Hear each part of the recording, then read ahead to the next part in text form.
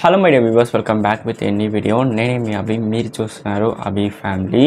ఈ వీడియో ఏంటంటే అఫ్కోర్స్ అండి, ఫస్ట్ టైం ఓటేసాను. నేను దానికి పడిన కష్టాలు చాలా పడాను. ఒక 11కి వెళ్ళానండి విలేజ్కి. నా ఓటు వచ్చి విలేజ్లోనే ఉంది. 11కి వెళ్ళాను. 11కి వెళ్తే ఎన్ని గంటలకు వేసుంటాను అనుకుంటారు ఓట్? నేను వచ్చి 8:30 అయిపోయింది. 8:30 to 9 అయిపోయింది ఓట్ వేసేదానికి నైట్. ఓకేనా, చాలా ఇబ్బందులు. మళ్ళీ ఈవీఎం మిషన్స్ కూడా చాలా టూ లేట్. దాని తర్వాత లోపల వర్క్ చేసేవాళ్ళు టూ లేట్, చాలా లేట్ చేశారు.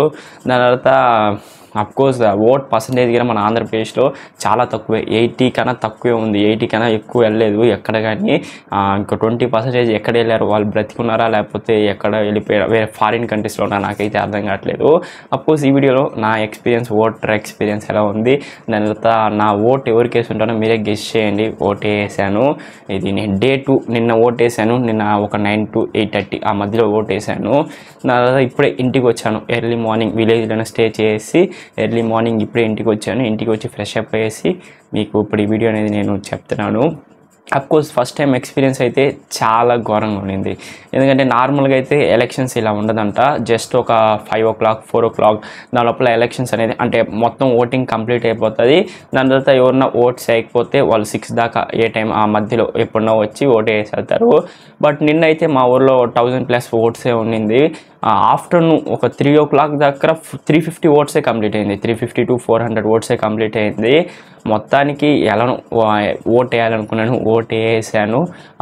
మన క్యాండిడేట్ని ఎలక్ట్ చేసాం. చూద్దాం ఏం జరుగుతుందో. ఒక మంచి క్యాండిడేట్ వచ్చి మంచి చేస్తే మంచిదే కదా. మీ ఓట్స్ ఎవరికి వేసారో కమెంట్ బాక్స్లో కమెంట్ చేయండి. ఈసారి ఎలక్షన్స్లో ఎవరు వినేదానికి ఛాన్సెస్ ఉందో కూడా కమెంట్ బాక్స్లో కమెంట్ చేయండి. చూద్దాం. నేను ఎలా ఉండిందంటే టోకన్స్ ఇచ్చే రేంజ్కి వచ్చేసింది. మా విలేజ్లో ప్రతి చోట అలా ఉండిందా ఏం అర్థం కాలేదు. బట్ న్యూస్ ఛానల్స్లో వైజాగ్ అనుకుంటాను, వైజాగ్లో కూడా సేమ్ ఇదే పరిస్థితి. అక్కడైతే కరెంట్స్ వచ్చి కట్ ఆఫ్ అయిపోతుంది. నేనైతే చాలా ప్లేసెస్ చూడలేదు. జస్ట్ స్క్రోల్ చేసేటప్పుడు న్యూస్ ఛానల్స్ వచ్చి లైవ్ జరుగుతుంటుంది కదా.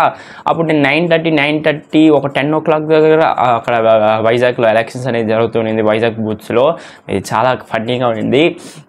అది మాత్రం కాకుండా ఇన్స్టాగ్రామ్లో పోస్ట్ చేశాను. దాని తర్వాత ఆ క్రౌడ్, మా ఊర్లో ఉన్న క్రౌడ్, దాని తర్వాత పోలీస్ కూడా అంత ఎక్కువ లేదండి. అంటే కంట్రోల్ చేసేదానికి జస్ట్ ఒకే ఒక పోలీస్ ఆయన ఉన్నాడు. దాని తర్వాత ఎక్కువ ప్రెజర్ లోపల ఒక 6 o'clock అప్పుడే ఎక్కువ మంది పోలీసర్స్ కూడా వచ్చారు. ఫైనలీ పోయి మళ్ళీ ఎంపీని సెలెక్ట్ చేశాను, మళ్ళీ ఎమ్మెల్యేను సెలెక్ట్ చేశాను. నోటాకి అయితే వేయలేదు, ఏదో ఒక క్యాండిడేట్కి అయితే వేసాను. ఆ క్యాండిడేట్ అయితే ఎవరో మీకు చెప్పను, అది ఒక సీక్రెట్ కాబట్టి. దాని తర్వాత ఇది ఎలా ఉందంటే తిరుమల దేవుడిని దర్శనం చేసుకున్నట్టు ఉంది. అంటే తిరుమలకి నేను ఒకసారి వెళ్ళాను, సేమ్ ఇదే పరిస్థితి. దేవుడిని దగ్గర దర్శనం చేసుకోలేదు, వాళ్ళు గుడౌన్లో వేసారు. నాకు హెడేక్ వచ్చేసిందండి. 2 days ఒక 1 day నైట్ మొత్తం నిల్చుకునే ఉన్నాను క్యూ లైన్లో. దాని తర్వాత డే 2 వచ్చి వాళ్ళు గుడౌన్లో వేసారు. నేను నా ఫ్యామిలీతో వెళ్ళాను. బట్ నాకు చాలా హెడేక్ అయిపోయే లోపల నేను బయటకు వచ్చేసాను వాళ్ళ దగ్గర అడిగి.